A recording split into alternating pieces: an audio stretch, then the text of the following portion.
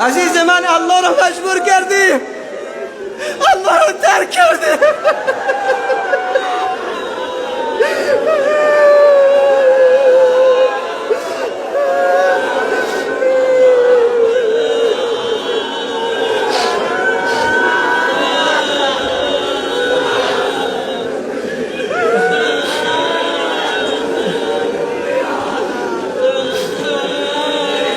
ما الله را مجبور کردیم، ما الله را ترک کردیم، ولی او ترک ما نمی کند، ترک ما نمی کند.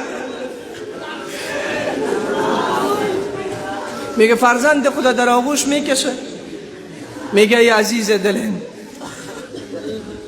ای دوست من، جوان من، وقتی که به پشت گوشی به فرند خود میگی نفسه، وقتی برش میگی جانه، برش میگی زندگیم، کدام وقت شده که گفته باشی محمد جانم، محمد نفسم، محمد زندگیم، ای الله نفسم؟